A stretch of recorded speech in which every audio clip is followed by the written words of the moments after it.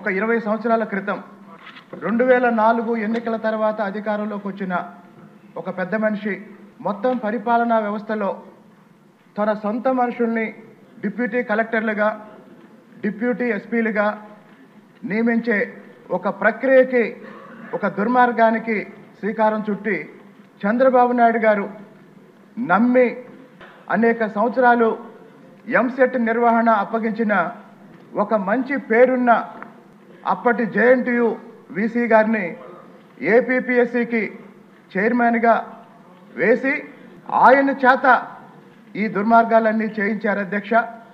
2004 నుంచి 2014 వరకు, మళ్ళీ 2019 నుంచి 2024 వరకు జరిగిన ఏపీపీఎస్సీ పరీక్షల్లో అధికారంలో ఉన్న వాళ్ళు వాళ్ళ సొంత మనుషుల్ని డిప్యూటీ కలెక్టర్లుగా, డిప్యూటీ ఎస్పీలుగా తెచ్చుకోవటం వల్ల ఈరోజు రాష్ట్రంలో అనేక మంది అధికారులు నిన్నటి వరకు అధికారంలో ఉన్న జగన్మోహన్ రెడ్డికి సొంత మనుషులుగా పనిచేయడానికి అసలు కారణం ఇది అధ్యక్ష.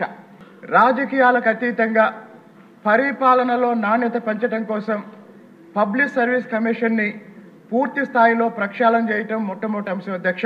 కేవలం ప్రతిభకి, సామర్థ్యానికి న్యాయం జరిగే విధంగా మూల్యాంకనాన్ని, అంటే ఇవల్యూషన్ సిస్టాన్ని మొన్న జరిగిన, అంటే గత ప్రభుత్వ హయాంలో జరిగిన పోటీ పరీక్షల ఎవల్యూషన్లో అప్పట్లో ఇంటెలిజెన్స్ అధికారిగా ఉన్న సీతారామాంజనేయులు అనే వ్యక్తి ఏపీపీఎస్సీలో ఎవరు ఏ పోస్టుకి సెలెక్ట్ కావాలో ఆయన నిర్ణయించాడు అధ్యక్ష.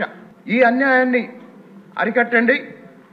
లక్షలాది మంది నిరుద్యోగులకి ఈ వ్యవస్థ మీద నమ్మకం కలగాలి అంటే గత 5 సంవత్సరాల్లో జరిగిన పరీక్షలన్నిటినీ, వాటి ఫలితాలన్నిటినీ సమీక్షించి తప్పు జరిగిన చోట తీవ్రమైన చర్యలు తీసుకోకపోతే భవిష్యత్తు ఉండదు అధ్యక్ష. ఆఖరిగా చెప్తున్నాను అధ్యక్ష, బైబిల్ ఏం చెప్తుందంటే మనం ఏమి విత్తుతామో అదే కోసుకుంటాం అధ్యక్ష.